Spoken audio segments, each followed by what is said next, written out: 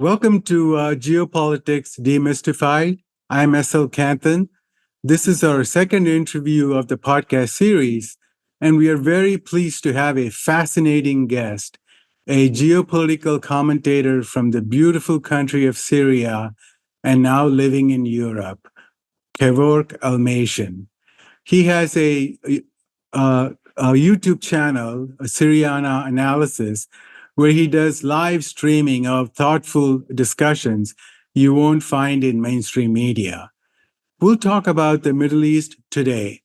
It takes a lifetime to figure out the dynamics of this region, but we'll try to do it in an hour. Welcome, Kevork. It's a really pleasure to be with you. And if I'm only the second guest, then I feel more honored and humbled to be your second guest on your podcast. Thank you. Yeah. So last week we had Scott Ritter, and that was a very good interview as well. Yeah, great mind, Scott. Yeah.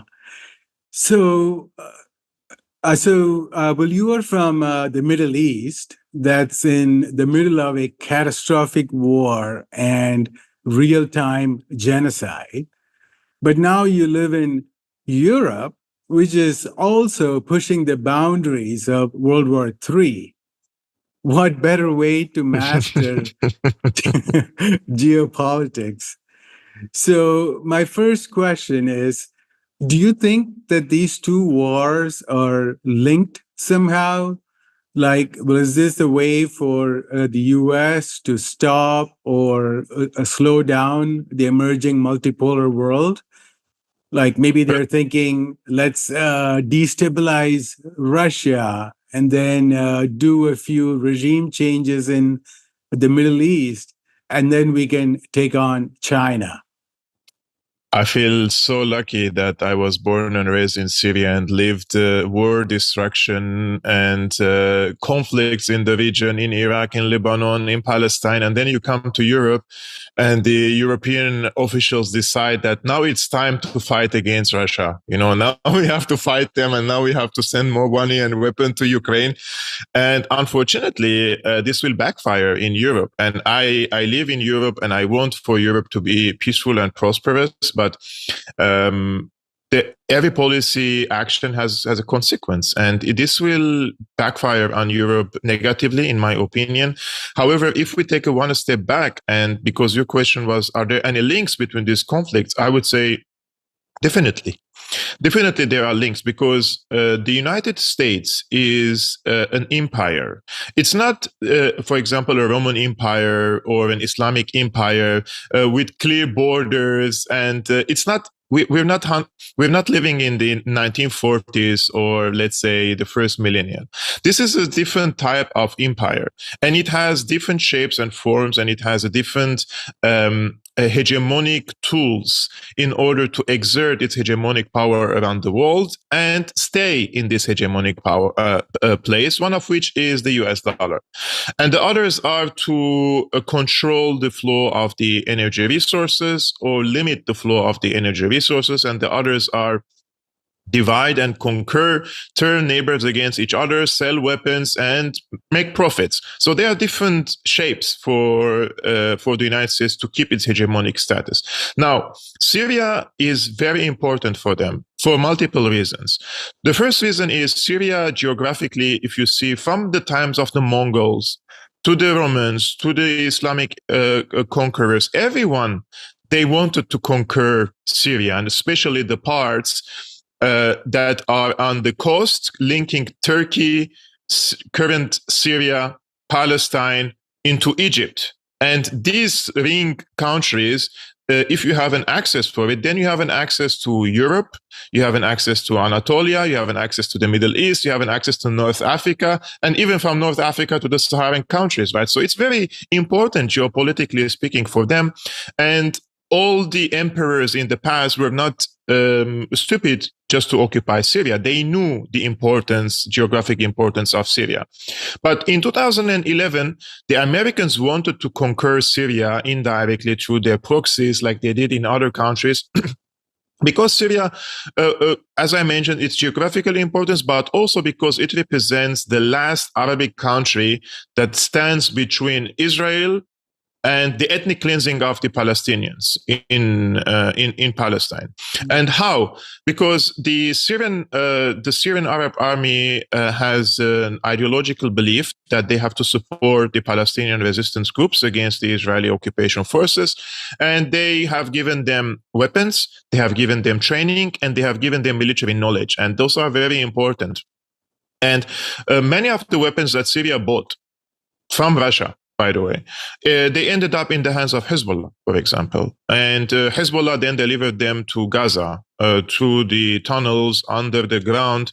And those are the weapons are now used, the Cornet, the Chinese technologies in the Gaza Strip. So Syria represented a challenge for Israel, but not for the United States, because they're not the same. Americans wanted to occupy Syria for Israel, not for this grand strategy of the United States here. Of course, Syria is a challenge because it's a challenge for Israel, but not directly against the United States, because Syria doesn't represent a threat against the United States, and it's very far away from the United States anyways. And the second challenge for the Americans was they wanted to kill the Nord Stream project in Russia, right? And they don't want to bomb it in front of everyone. Everybody will know it. I mean, they did it now, but we still know they did it. Yeah. But this was like 15 years ago. They had a plan A, and the plan A is you remove Assad from power, and then you extend the Qatari gas pipelines through Qatar, Saudi Arabia, Jordan, Syria, Turkey, and then Turkey distributes this gas into Europe. So when the Qataris and the Turks came to Syria in 2008 and 2009, and they offered this to Assad, Assad said, no, I'm not going to backstab my strategic ally, Russia, and in order to send this gas into Europe, although the economic incentives for Syria was huge. And Assad, if he wanted to make personal profits, he would have become now billionaire, right? If he just allowed these gas pipelines to be to just flow gas to Europe. So Assad said no, and they went historical and see that the two countries which invested so much in Syria were Turkey and Qatar, because they have invested interest in this. They wanted this to happen, and it didn't happen. And Assad foiled this operation, and now they took out the Nord Stream pipeline. So when we speak about this, you see the link between Syria and Ukraine.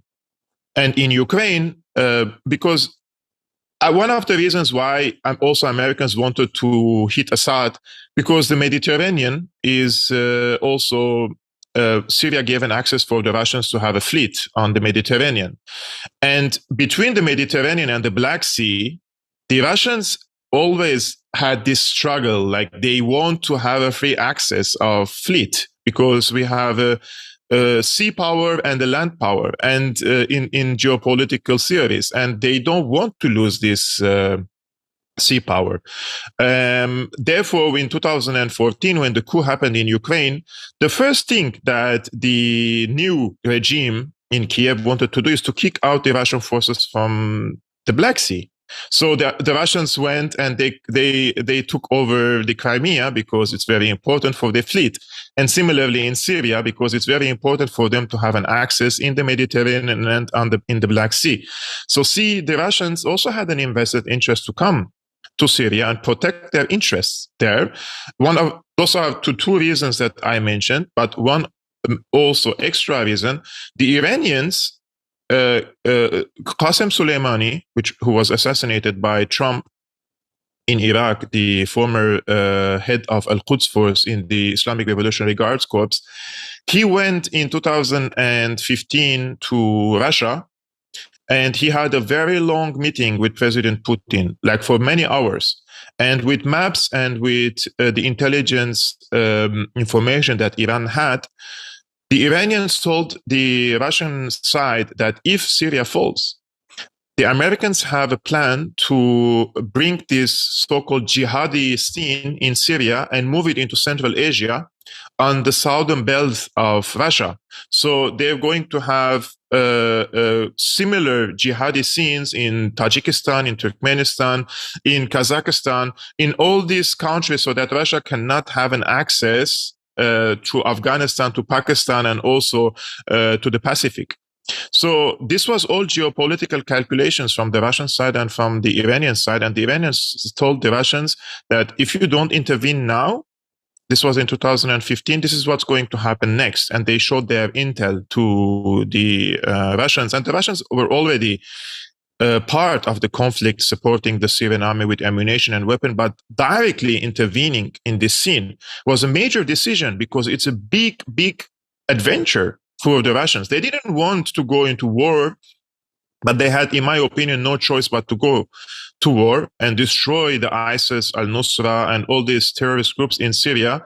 Because once they came to Syria and they published the satellite images, everybody was shocked that hundreds and hundreds and hundreds of oil tankers are used by ISIS. They are stealing and looting the Syrian oil, and they're sending this oil to Turkey, and from Turkey it's been distributed around the world. But ISIS was receiving cash money, dollars, from a NATO country. And they were buying all these Toyota trucks, their guns and their weapons and their ammunition, right? So Russia understood that once Syria falls in the hands of this, if Syria falls in the hands of this terrorist, this terroristic scene or this experience will be copied in other places. And this time it's going to be knocking the door of Russia. So all these reasons together in Ukraine and in Russia, the Russians intervened and it was decisive. The Russians actually changed the equations in Syria. Wow.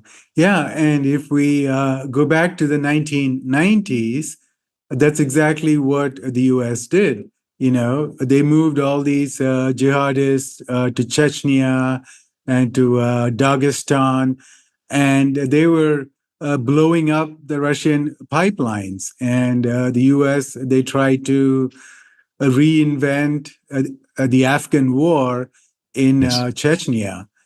And Russia lost the first Chechnya war, and then they had to bring in Putin to save Russia, and he finally defeated the jihadists in Chechnya, and then he set Russia on the right path. Yes, actually, this is I was watching an old interview for Professor Mikhail Hudson, and he explains the situation in Afghanistan, and he explains the situation, the jihadi scene nowadays, and he makes a link with the neo-Nazis in Ukraine, and he says, basically, Al-Qaeda is a contract army for the United States. And this is not something like a conspiracy theory. And this is a proven fact. And the proof of it is that in the late 1970s, it's 1979, first time Jimmy Carter, he put his signature on this training and arming the jihadists in Afghanistan, and they sent all sorts of Stinger missiles and training to the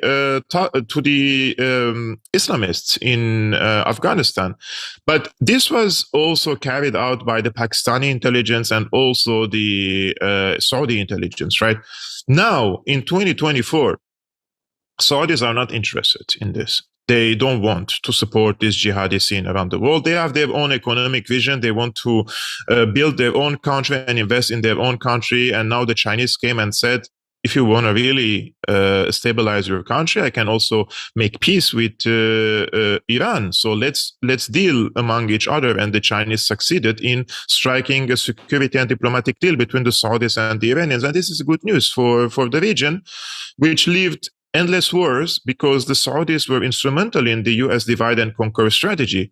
Once they supported Saddam Hussein against Iran, and then they turned against Saddam Hussein to protect Kuwait, and then they supported the American invasion of Iraq. And this was tasked by the United States, tasked. It's not like something like, can you do it for us as a favor? It was tasked by the United States to spread the Wahhabi brand of Islam.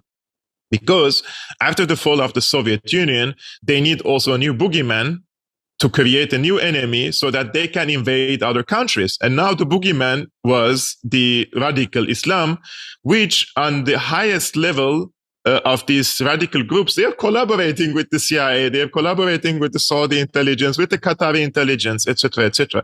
But in front of the American people, the Americans can sell these wars and say, look, oh my God, those radical Islamists, they're coming and to bomb us again in the Twin Tower, and we have to go and fight terrorism.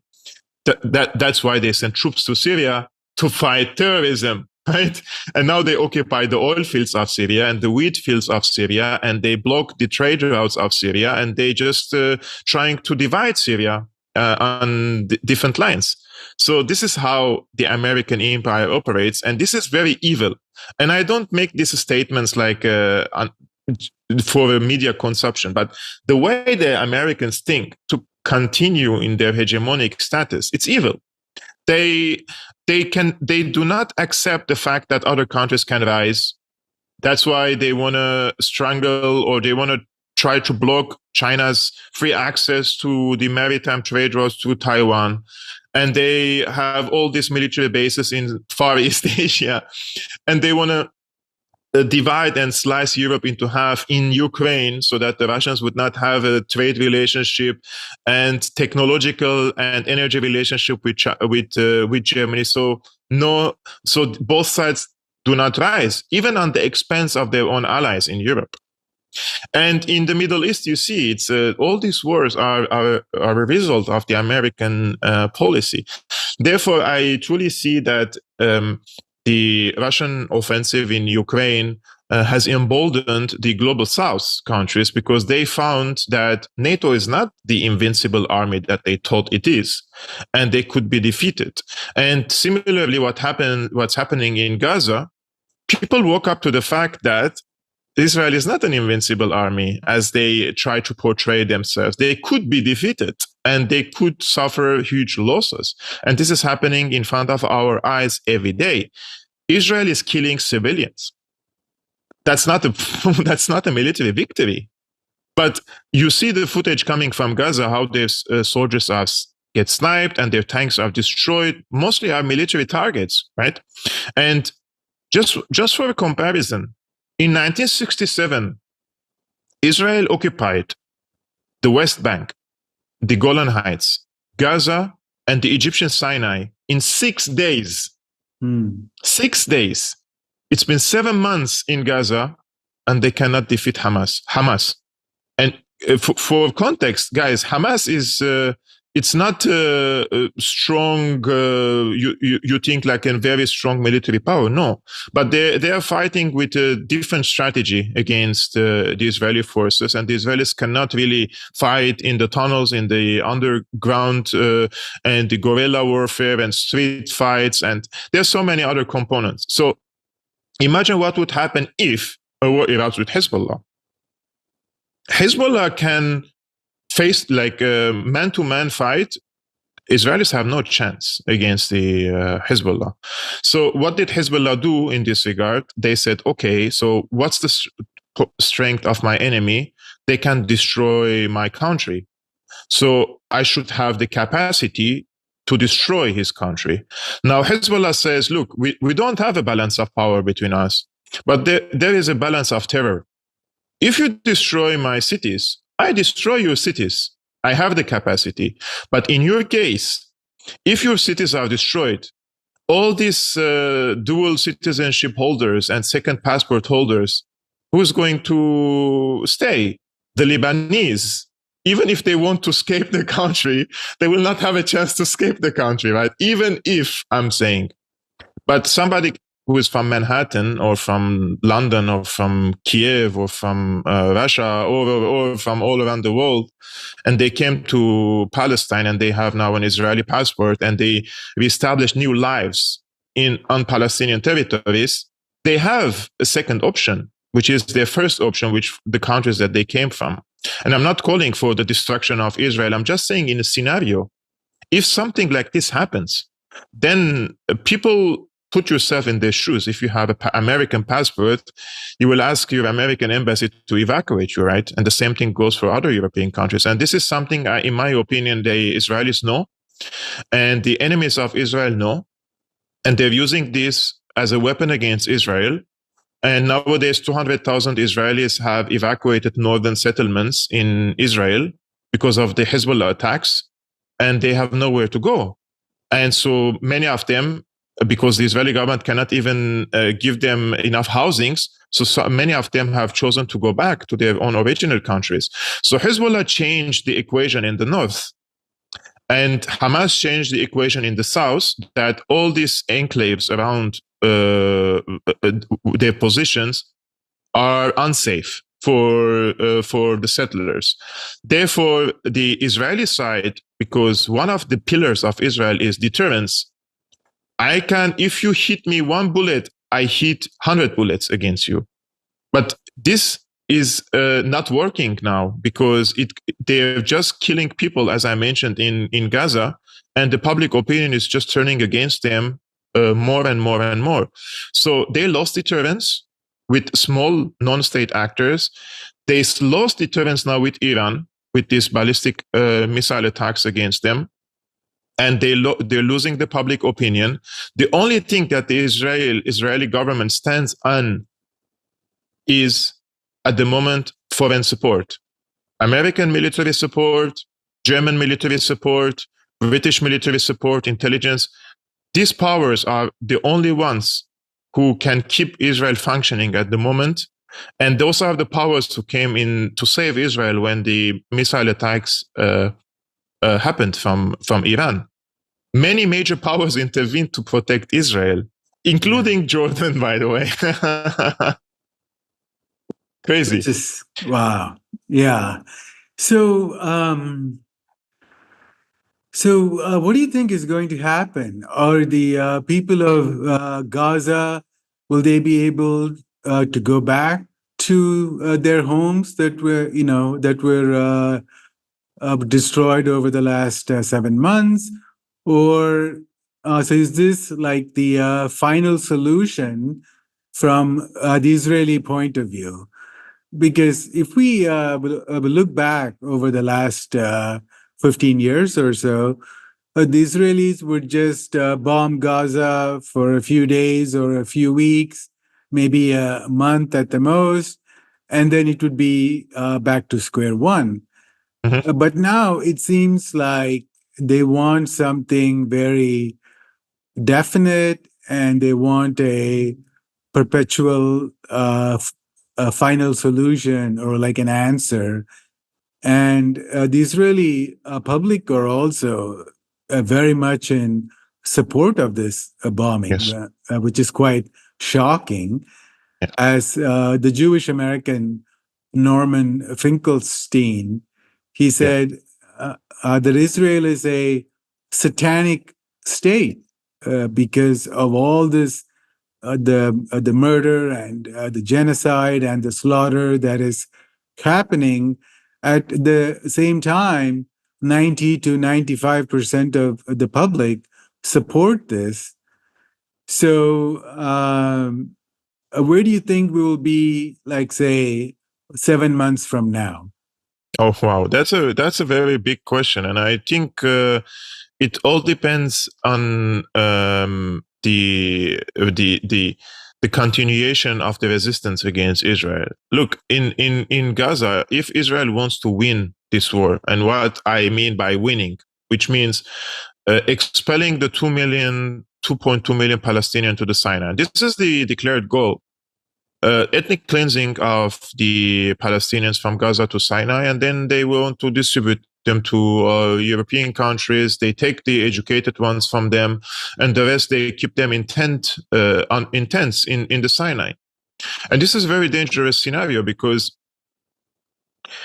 if there are tent cities in the Sinai, and these people are living in perpetual poor, they will stay in poor, they will stay in uneducated, and there will be lack of food and medication and harsh environmental conditions, etc.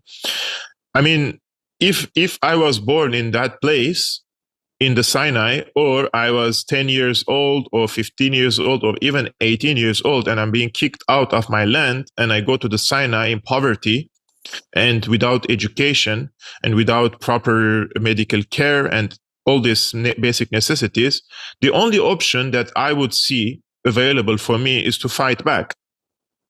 And then if the Palestinians carry arms, and believe me, there are no lack of weapon suppliers, and if they carry out arms and try to go back to Gaza from Sinai, then Israelis will say there is a security threat coming against Israel from the Sinai, and I want to create a buffer zone in Sinai.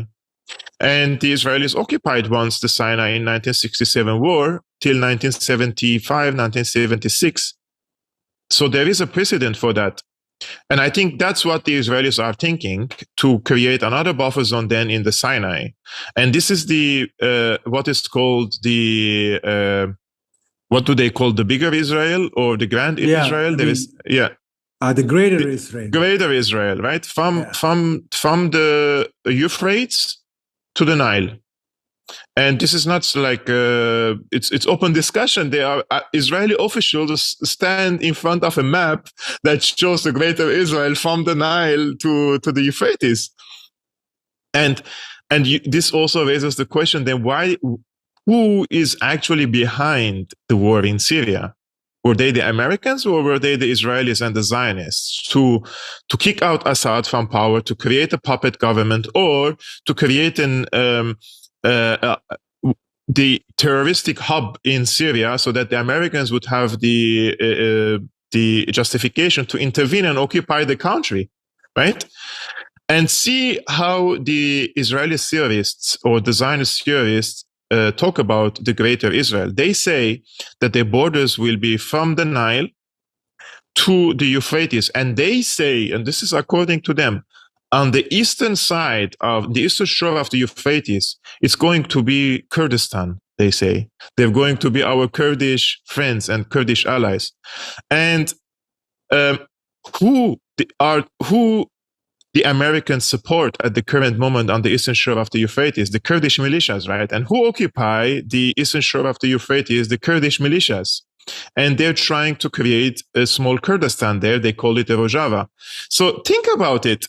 What are the Americans doing there? Are they helping Israel to create a greater Israel in the region?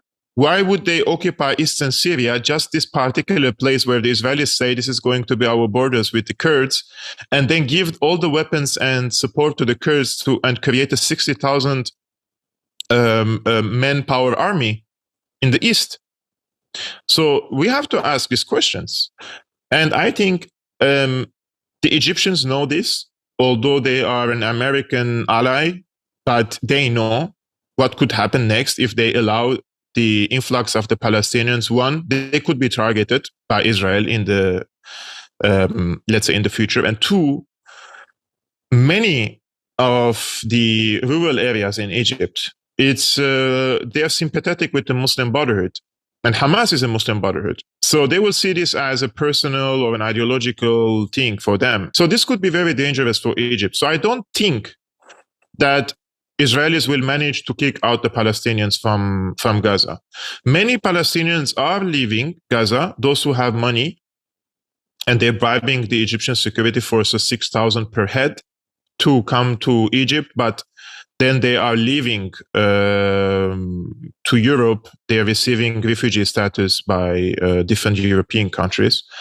I think after the Iranian attack on Israel and the huge Israeli domestic turmoil and the people's pressure on Netanyahu to strike a deal to release the hostages, and the increasing pressure on the American administration by the campus demonstrations, for example, and the military pressure is increasing also on Israel from Hezbollah, from Iran. Syria is still playing its role, which is a coordination hub for these groups in Syria. And this is one of the reasons why the Israelis bombed the consulate of Iran in Damascus. I think the Israelis do not have the upper hand to kick the Palestinians out of their land. And I think time is playing against Israel. And I think that after Rafah will be a bloodbath. If the Israelis wage a ground offensive, 1.4 million people stuck in Rafah, they have nowhere to go. I mean, they keep telling us they have an evacuation plan. To where? To where? To the Mediterranean? To the waters? They have nowhere to go. North is Israelis are sniping every walking cat and every walking dog and every walking human being. And to the south and to the east south, Egypt is blocking the borders. Where to? Somebody tell me, what is this evacuation plan about? So they're going to push them in the waters. What's going to happen? So I think if they go to Rafah, we have two things we are going to witness. One, people will understand everywhere that this blood, there's going to be a huge bloodbath in bloodshed in Rafah, like more than the ones that happened in other places, because there is no geography in Gaza now as much as populated as in Rafah, 1.4 million people. And two, they will realize that the groups fighting against them, Hamas, Jihad, etc., they have a plan, and they will inflict pain on the Israeli occupation forces. And you can agree, disagree, call them whatever you want to these Palestinian factions who are fighting there. But if you're a Palestinian and living now in Rafah, and you see that the Israelis are advancing and they want to wage a ground offensive, what are you going to do as a man if somebody gives you a weapon? Are you going to fight with Hamas and Jihad or not? Even if you're a Christian, you're going to fight with them, right? And this is why I say what Israel is doing, they are giving more support, popular support to Hamas and Jihad and other groups in the region. There was no time in the Arabic world since the Second Intifada in 2000, there was no time that the people in the region supported these armed groups against Israel in this level. I don't remember because I lived all these times in the region, but the support for Hamas, Jihad, Hezbollah, the Houthis in Yemen speak. Even the Iranians. I mean, the Saudis and the Qataris try to always portray Iran as some sort of infiltrator in the Arabic world in order to spread Shiism, etc., etc. Now that the war started with Israel, the existential one, the crucial one, the Arabic people, they see that the number of Arabic countries that came in support of Palestine, in exception of Syria, which is half destroyed, by the way, is zero. And most of them are coming from either Iran or the allies of Iran in the region. The rest are supporting Israel, and they wish that this would be over because they want to normalize relations with Israel. And they have different priorities. I mean, some people call them traitors, call them whatever you want. They just have different priorities. And if you go to the Emirates and you speak with 100 Emirati people, they say, why would I care about what's happening in Gaza? I mean, I want to have a good life. I want to have a good car. I want to have this and that. I want to have good jobs. I want for my country to deal with everyone. I don't care. But if you go to Syria, if you go to Lebanon, if you go to Palestine, if you go to Jordan, if you go to Egypt, those are the neighboring countries of Israel, which these people lived wars and saw destruction. People are overwhelmingly with Palestine and with the groups that support Palestine, although major channels like Al Jazeera are trying their best to divide the pro-Palestine community and tell them that Iranian response against Israel is a theater, and Iran is giving now justification for Netanyahu to continue the genocide. They're completely trying to brainwash the people into believing that there is a secret agreement somehow under the table between Iran and Israel, and they are secret allies under the table, and they're both conspiring against the Arabic people. I mean, let's suppose this is correct. I would go with you. Let's suppose Iran is conspiring against the Arabic people with Israel. Then where are the Arabic governments? Why not a single Arab government is actually supporting the Palestinians? Go support the Palestinians and withdraw and take this card and this justification from the hands of the Iranians. If you give a support to the Palestinians, Why would the Palestinians receive support from Iran? You Arabic people, you call this an Arab-Israeli conflict. Then why do you allow Iranians to give support to the Palestinians? You are the Arab, give them support. It's so crazy the way these people speak and the way these people try to portray things. And they want to remove, these people, they want to destroy Syria. They want to remove Assad from power. They want to destroy Hezbollah. They want to destroy Iran. And they want to destroy every ally of Palestine. And then they say they are pro-Palestine. I just don't understand how could these people be pro-Palestine and want to destroy the players, state and non-state actors who actually give support to the Palestinians. Basically, these people are fifth columns. And what they're trying to do is they are taking away all the elements of strength from the hands of the Palestinians. And at the end of the day, if they destroy Syria, if they destroy Yemen, if they destroy Iraq, if they destroy Iran, then the Palestinians have no support left. And the Palestinians will say, look, I cannot resist anymore because nobody is giving me anything to continue the fight. So maybe I have to surrender. And then these people will go into complete silence and they will just forget about the Palestinian case. So there is also what I call these fifth columns in the Arabic countries and among the Arabic people. And why I mention Al Jazeera, because Al Jazeera is the biggest psyop in the Arabic world, in my opinion.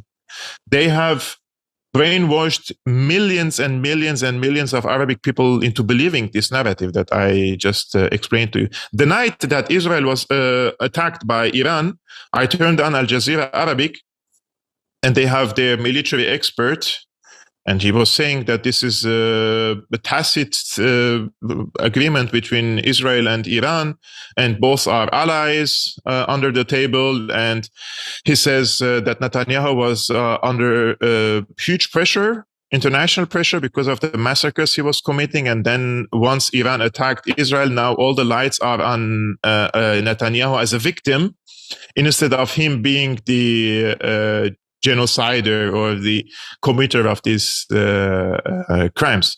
So they try to say that Iran is actually helping Israel continue the massacres. This is on Al Jazeera. Wow. And people who understand Arabic, they would know what I mean and how Al Jazeera is playing this role.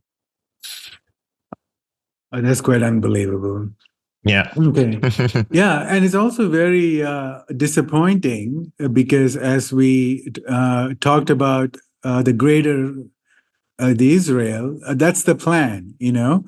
So, well, if you let the Zionists take over Gaza, and then they're going to somehow go after West Bank, and then they're going to come after all the Arab countries in the neighborhood. Yes. So they want the regional, the hegemony, and they want to take over and do regime changes everywhere and place in puppets. So, well, if these people had any sort of geopolitical sense, they would know that the best security for them is the two-state solution that's going to limit the expansion of Israel. Look, the two-state solution, in my opinion, was one of the solutions before October 7 events and before these massacres in the Gaza Strip. At the moment, two-state solution is dead. There is no two-state solution. Let's not pretend there is a two-state solution anymore, because the Israelis, they said, there is no two-state solution. I'm not going to accept it. And they will occupy every inch of Palestinian territory. They say, from the river to the sea, there will only be an Israeli flag, an Israeli sovereignty. And this is also in the charter of the Likud party. And it's been from the 80s. Now, from the river to the sea, Palestine will be free. It's completely different narrative, by the way. So they try to portray it as genocide against the Jewish people. That's completely false, because the Jewish people were in Palestine before the existence of the state of Israel. And when the Jewish people were persecuted from Europe, they escaped to North Africa and to the Middle East to find safe haven and shelter in Arabic countries, and nobody slaughter them for being a Jew. Jewish people are welcomed. Jewish people are integral part of the Middle East. Jewish people are part of Syria, Lebanon, are part of Palestine. Of course, from the river to the sea, when they say Palestine will be free, Jewish people must live in free with the rest. But what I'm trying to draw the distinction here, these radical Zionists who believe in ethnic cleansing of the rest so that they only have an ethno-religious state in the entire of Palestine, they're not welcomed.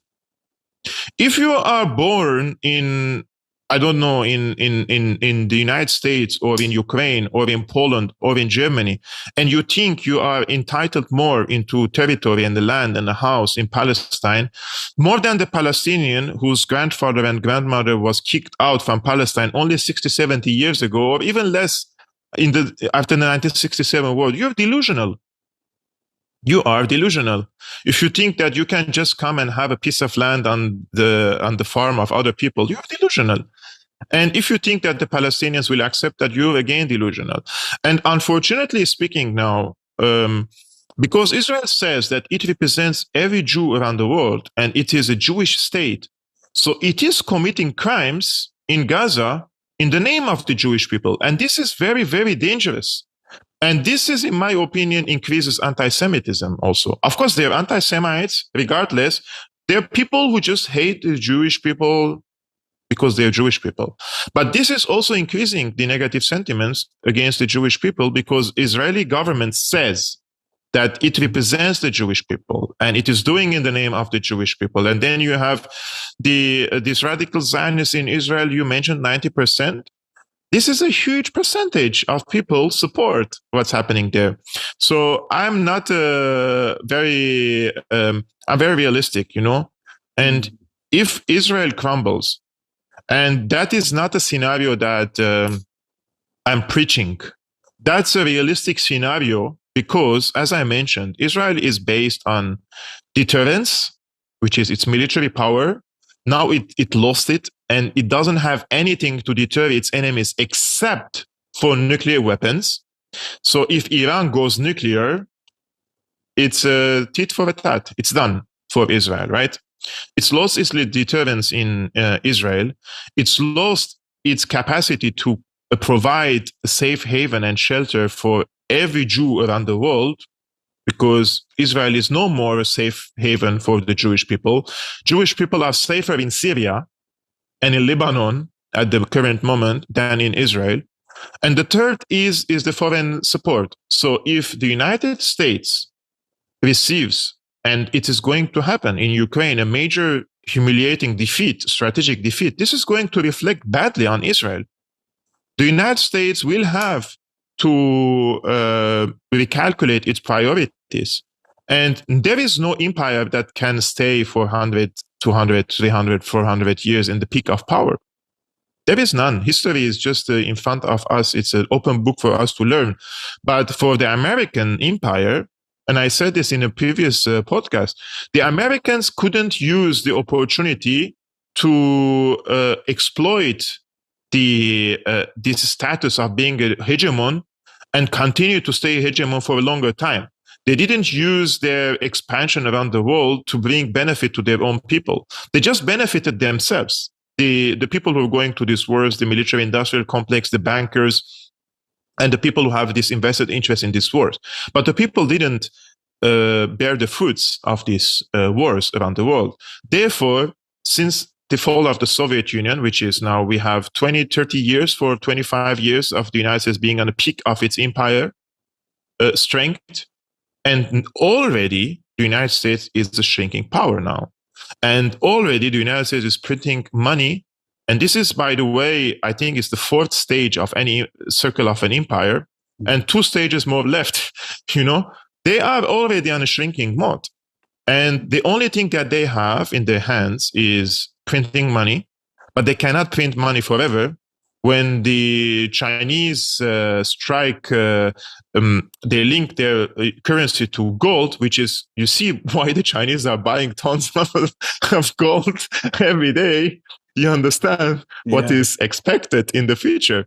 And the Americans are terrified That's why they sent this aid to Taiwan. This is desperate. What can $8 billion do for the Taiwanese? I think 8 or 12 billion. Nothing. What can 60 billion, 80 billion do in Ukraine now? Nothing. It's desperate.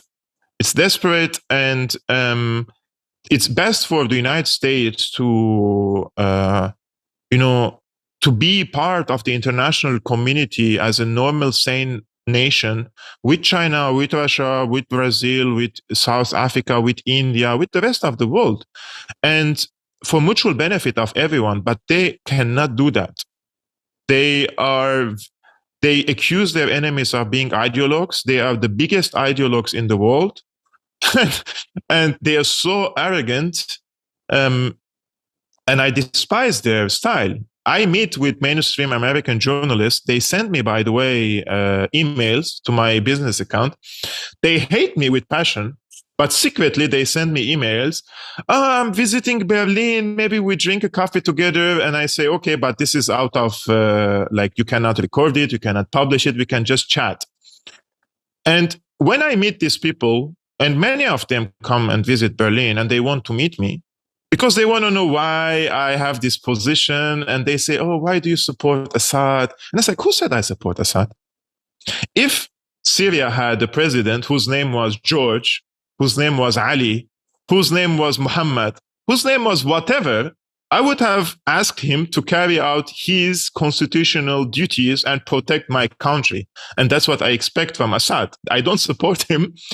I expect from him to defend me and defend his people. And this is what he did. That's why I like what he did. If he left Syria in 2011 and he just accepted the deals, the Qataris told him, we're going to spend tens of billions of dollars to remove you from power. Take some of these billions and go and live in Russia, go and live in Iran, go and live in China, in peace, in Algeria, wherever you want. He refused the deals. So they meet with me, and unlike other people, there are so many people, for example, from Syria, they have this, what do we call superiority or inferior complexity? Something, it's like you think that they are always better than you. And you want to please them. You want to appease them. You want to show them that you are like them. No. When they meet me, I'm not diplomatic with them. If you lied about Syria, I will tell you you're a liar. And your lies have caused lives in Syria. And they come and they want to lie to me with a straight face. And they're like, oh, do you really think that Assad didn't use chemical weapons? No, I don't think Assad used chemical weapons in Syria.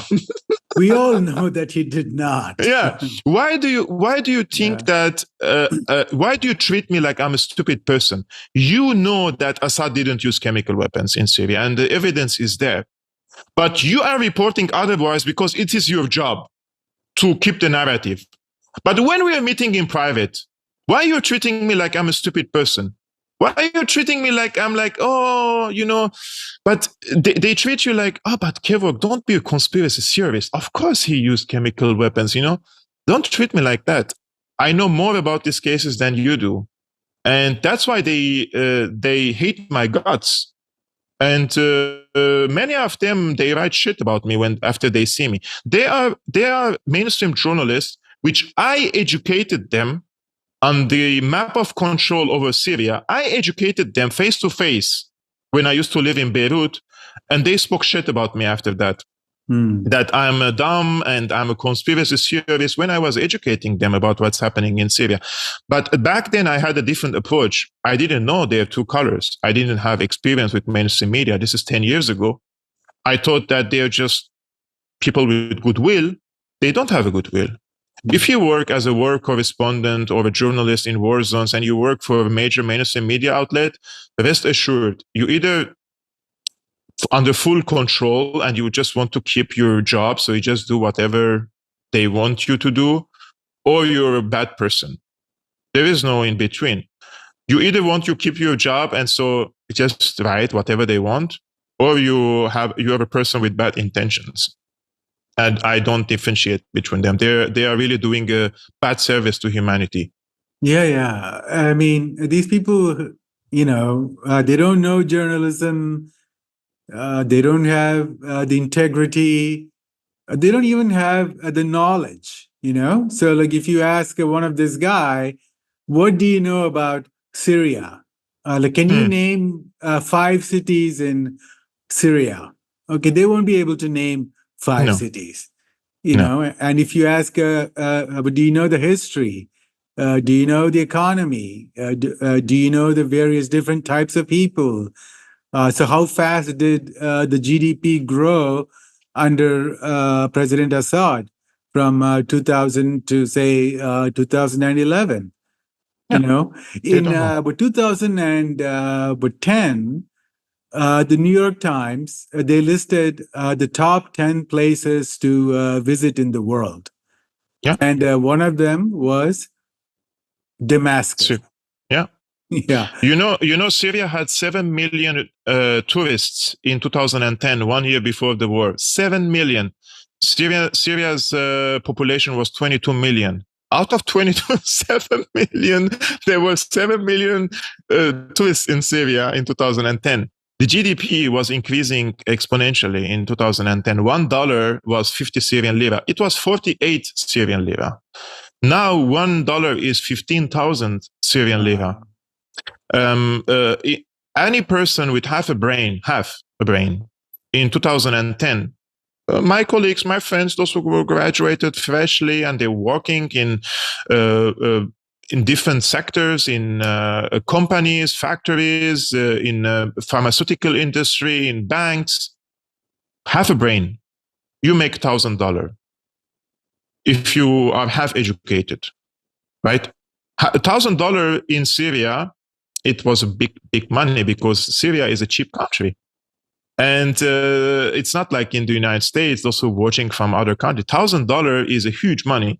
My father, I remember, he used to make between $1,000 to $2,000 depending on the month, right? And my father was considered below middle class businessman in Syria. And for between $1,000 to $2,000 per month, I was just a spoiled boy and used to get my pocket money from my father.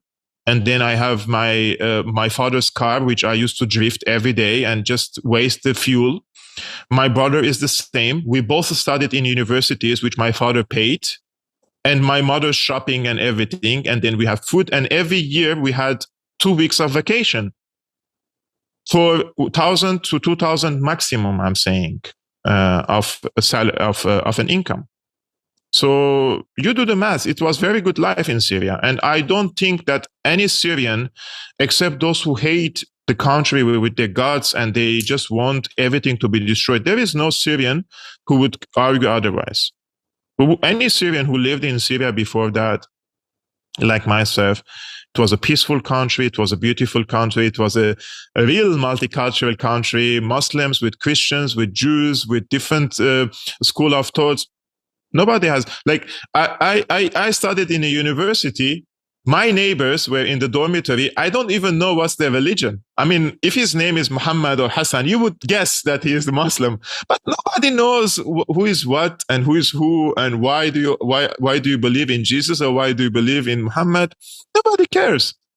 Everybody was just coexisting because there was also government embracing these ideals, but they wanted to hit that. They wanted to break that, and they wanted to destroy the mosaic of Syria and then also expel the Christian communities from Syria. And Syria lost most of its Christian community because of this war. And then who came to support the Christian communities in Syria? The groups that, Russia. and also Hezbollah. The Hezbollah. Americans call Hezbollah a terrorist group, right? Whereas they were supporting Al Qaeda in Syria, Hezbollah came and they fought against Al Qaeda in Syria. They don't mention these things on American press. I wonder why. Yeah, I mean, I've seen photos of the Hezbollah protecting the churches, protecting the statues in a church, very respectful. And Yeah. then you see the NATO supported the ISIS jihadists. They would go and would destroy the churches. Yeah. And they would go into the city. What is it called? Malala. Malula. Malula, yeah. Malula, and they would kill the priests and the Yeah. nuns. And then President Assad saved that city. Yeah. And it's like one of the only place in the world where they speak the same language as Jesus Christ did, Yes. Yes. That's true. Aramaic. I've been there many times, and the people who speak Aramaic pray in Aramaic. It's a wonderful town. You feel like there is a touch from heaven if you go there. It's really, really beautiful. It's very peaceful. And the people were not carrying arms there, as I mentioned. Like they just invaded it because it's a Christian town, and they wanted to slaughter the Christians, and they destroyed their churches and their monuments. And they invaded Palmyra. I mean, those are not military targets. And they just did it because they wanted to destroy the civilization of Syria. And this is something related to who gave the orders for them to invade these places. I mean, it's quite obvious. It's quite obvious because they wanted to destroy the civilization of Syria. They wanted to destroy the Christian community in Syria. And I mean, look at the European and the American countries now. What is their identity? The elites are promoting for sub-identities, like your identity is your gender, your identity is I mean, of course, there are 60, 70 genders now. Your identity is your sexuality, right? And you have to be proud of it. And so they have also this ideological driven policy, which they want to destroy national identities. They want to destroy religious identities. They want to destroy anything that is related to spirituality with God and etc. This is something that is serious. They did this now in Syria with the destruction of the religious sites, with the destruction of the minds, and they, like in Chechnya, everyone is. If you're born in an environment and you keep receiving a certain input, you could be radicalized. People are, they're like they're like a blank book, and you can inject anything in their brains. And they wanted to radicalize the Muslim communities in Syria and to destroy this coexistence with the other religions and groups. And they partially succeeded, managed to do that. They I were mean, people who so by carried. the way, they've been doing that in the Middle East since the 1950s or so, Yes, when the Muslim Brotherhood, they went to the White House to meet with yes, President Eisenhower, and 100%. then they made a deal. I mean, and also the CIA was founded in 1947 or 48, and the first the coup that they did was in Syria Syria, in that's very true. 1949.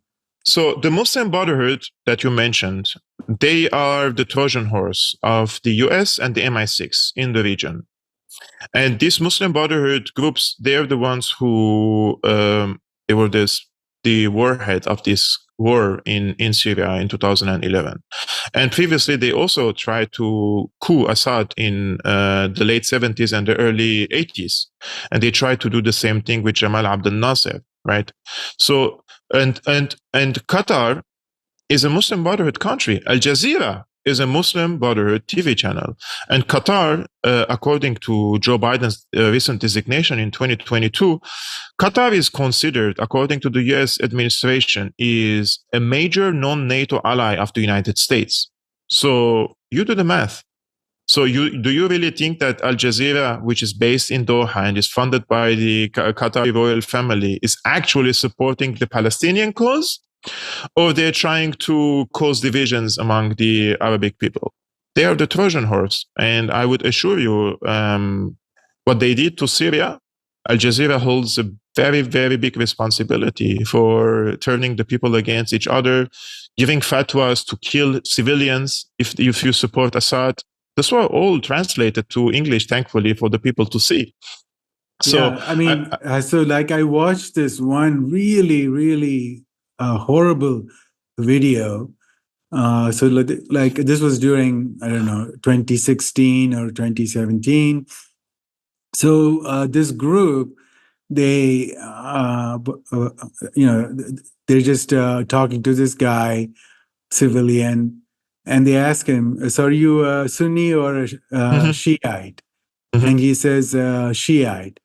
And then 1 second later, they just shoot him to death. Shoot him. Yeah. And this was like so horrible because, like you said, this was not the Syria that No. was there. Like No. where people did not care what your religion was, and you have Sunnis, Shiites, Jews, Christians, Alawites, and all these people, they got together, and so religion was not a big deal, No. and it was But just they know how to turn. But they know how to turn the people against each other. You know how they can do it? It's easy. Revenge. So in order for them to create a situation that these people go and kill Shiites, right? Like this, you just stop someone. Oh, you're Sunni or Shia? Oh, you Shia? Okay. They just fire him like 100 bullets in his body. Because Al Jazeera, they keep repeating fake news on their TV channel, and they host people on a phone call, and they say that this guy's name is Abu Muhammad. You don't know his name. You don't know if he's a real person and in living in Syria. And this guy is hysterically talking and telling that the Assad forces have invaded his town and they are committing sectarian massacres against the people, etc., etc. And this was happening hundreds of times on Al Jazeera. And there is a Al Jazeera insider who later deserted and left Al Jazeera. He told to the world that actually some of these people were in the studios of Al Jazeera and they were pretending to be in Dar'a, they were pretending to be in Aleppo, they were pretending to be in Damascus, and they're peddling fake news that the Assad government sent its forces to kill the civilians in this town. And there are hundreds of, and then they say Assad forces are raping women and this and that. So they create this anger, right? And and also for them to revenge. And they say because Assad is from an Alawite family, so his forces are all Alawites. This is what they say. Although the vast majority of the Syrian or army are from the Sunnis. Sunnis, are Sunnis. And these are lies all peddled by Al Jazeera. They had the head of this, what is called the Muslim scholars in Qatar, called Sheikh Al-Qaradawi. Sheikh Al-Qaradawi was a notorious Muslim Brotherhood imam, and he just recently died. I hope he's burning in hell. And he gave a fatwa on Al Jazeera, and he said that any rebel, he said, I give him the permission to kill any Syrian, civilian or soldier, if he is with Assad. He said, I repeat, Wow. even if he is civilian, I give you the permission to kill. And this is a fatwa of killing innocent people in Syria. And who can quantify now how many people died because of this fatwa? And this same imam, his name is the imam of NATO among the Arabic people, because he gave the legitimacy on Al Jazeera for the NATO intervention in Libya and to kill Gaddafi. All this happened in Qatar. So nobody can come today and fool me and say that Al Jazeera is pro-Palestine. They are not. They are using the pro-Palestine community and using Palestine as a case to gain legitimacy. But at the same time, so when you gain the trust of the people, and then you try to hit all the elements of the strength of the Palestinian resistance, Syria, Iraq, Iran, Hezbollah, and the rest, then you are giving a service to Israel. This is the job of Al Jazeera, and I hope many people would wake up. Al Jazeera called me after the October 7 events 2 times, and before that 2 times as well, and they want me guest on their channel. I reject. I would never go and participate on Al Jazeera. Al Jazeera made a documentary in 2020, and it's called Assad's Assassins in Europe. And they just make the allegations that the people from the Assad regime who ordered the torture and the killing of the civilians in Syria, they escaped to Europe and they are hunting them. And in this documentary, they speak about me for 5 minutes. So just giving you an example, what they say, they bring people, they blur their faces, they change their voices, they alter them electronically. You don't know who are these people, and they say that they know me, and they know that I'm an asset for Assad in Germany, and that Assad sent me to Europe, and that Assad has a middleman who comes to Germany and gives me instructions to implement his strategy in Germany. This is how far can Al Jazeera go. Wow. Okay. I mean, and then they would tell you, don't believe in the conspiracy theories. Wow. Okay. Yeah, imagine So, that. so looking, so we probably have like another 5 minutes left. So, Nice. so looking forward, where do you think Syria's future is? Will they be able to join, say, for example, China's Belt and Road Initiative? And as you talked about, Syria has a very, very strategic location, and it's been very crucial for thousands of years. Yeah, Because even if we like go back to the ancient Silk Road, the products from China would come all the way up to Syria, and then from Syria, it would go to the Roman Empire, the Greek Empire, and so on. So, 100%. yeah. So, well, is there a good possibility for Syria to get stabilized and become prosperous again? You remember what was your first question? Your first question was if there any link between Syria and Ukraine. And the Syrian case is now has been put on a shelf, and it's waiting for the Ukraine war. So the Syrians know before the Russian offensive on Ukraine, 2 days before the Russian offensive on Ukraine, where was Shoigu? He was in Damascus. And in Damascus, they told the Syrians that they have to hold their positions now, and they have to wait. And the Syrians, they don't have the capacity to go to war against the United States in Syria. The Russians told the Syrians that there has to be a military victory in Ukraine, and the United States has to receive a major strategic blow in Ukraine. And when that happens, the Americans will be forced to re-diversify their priorities and see where are their priorities. And the priorities will not be in Syria. The priorities will be in Israel for sure, but also in Eastern Europe, Far East Asia, and in Palestine, not in Syria particularly. So the Americans will withdraw from Syria, and it's just a matter of time. But they have to receive that slap in the face. And I'm not saying this as like a street language. No, they will. They are already receiving that in Ukraine. So after this strategic defeat in Ukraine, the Americans will have to withdraw from Syria, and they have to withdraw from Iraq. And they're speaking with the Iraqi government. They cannot stay in Syria without Iraq.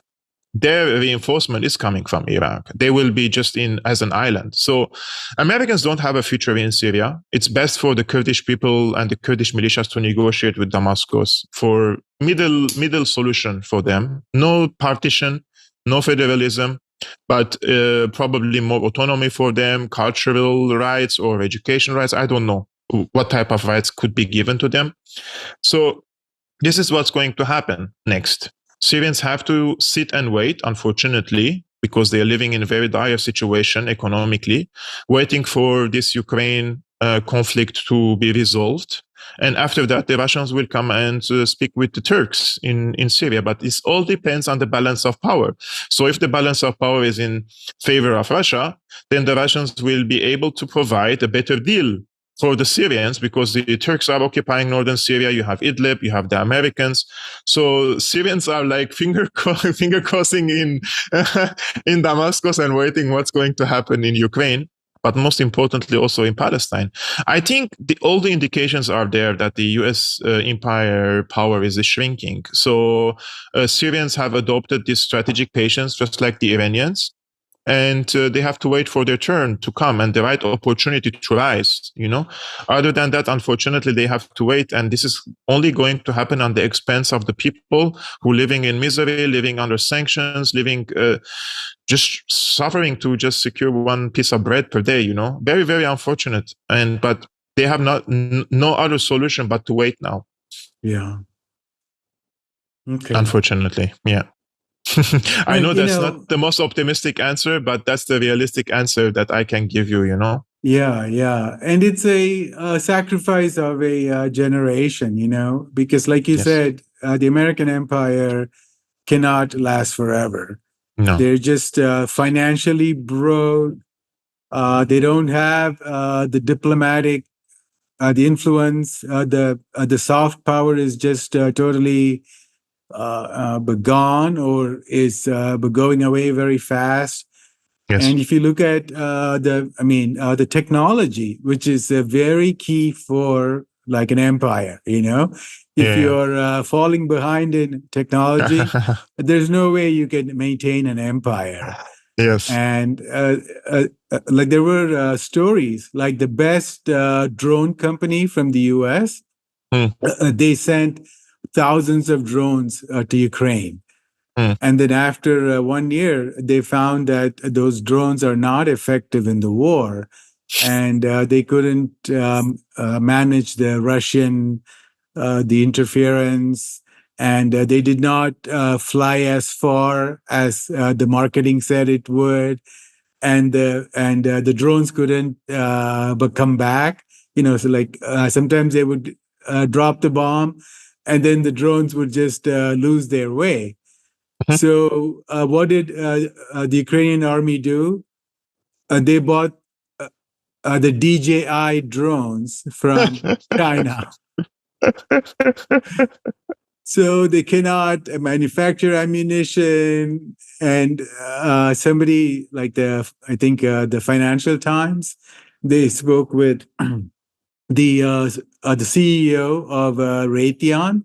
Yeah. And so Raytheon is like one of the biggest, the military, yes, industrial complex. They make the missiles, and he said we depend on thousands of suppliers from China. So, what kind of like an empire depends on its biggest rival to make all the weapons? Yes. So, and then if you look at the US, the media, the politicians, they're also dumb. Like either they lie a lot or they just don't know. But either way, it's like a society that is broken. They are physically broken. They're all fat, eating bad food, and getting sick. They are mentally broken, spiritually broken. They lost, but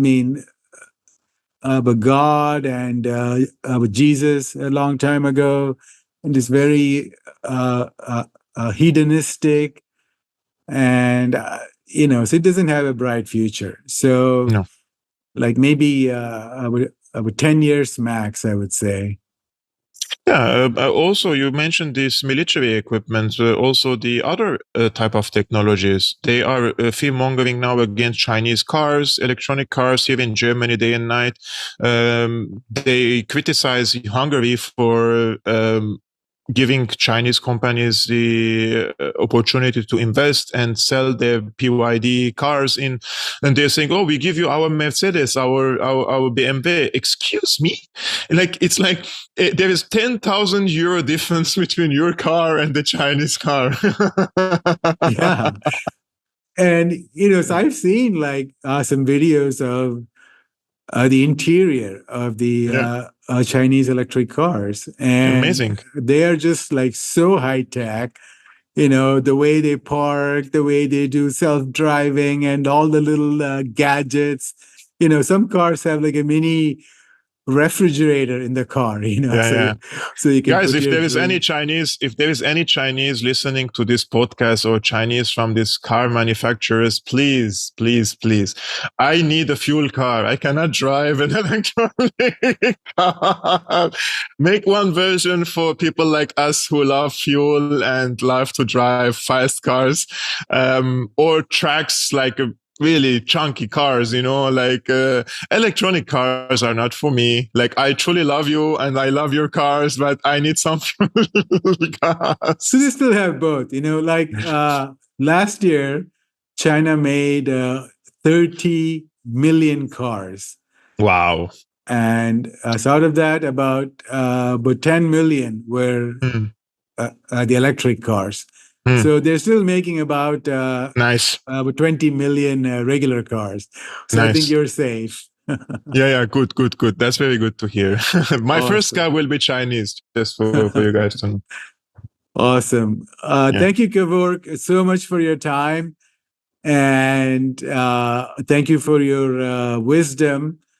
It's very hard to, to find the right people to talk about the reality, because you read the mainstream media, watch the mainstream TV. Oh my God. Like they just would destroy your brain cells. Yeah. No, if you turn on the mainstream media, you feel like you felt insulted. You feel like they are fooling you. You feel it. So I am thankful that you give me the opportunity. I do live streaming every day, and despite that, you see, we have so much to speak because I have so much to tell to the people, based on a very humble experience in Syria, in Lebanon, and now in Europe. And my approach is, if you can't tell the entire truth, don't lie to the people. That's the motto. Don't lie to the people. And lies have repercussions, and on their livelihood, on their safety, on their health, on them so many other things, on their financial stability. So, and the people are smart enough to see that people like yourself and Scott and myself and so many others, I don't want to mention all the names, but there's so many others doing great job. And why are they gaining so many following? And why are these mainstream journalists are left behind nowadays? Because the people can see and the people can feel the truth. The truth has a power. It has an energy. Like when you're a human being listening to you and they're listening to talking head on TV, you will feel the difference of one is genuine and the other one is just reading a teleprompter. You will feel it right away. Yeah, absolutely. I mean, so where can people find you? People can find my YouTube channel. I have on YouTube and on Rumble, both Syriana analysis. I wanted to call it Syrian analysis, but then I make it like a Syriana analysis. It's like on a one tone. So it's called Syriana analysis. You can find me posting my streams there. Wonderful. Thank you, Kevork. And thank you so much.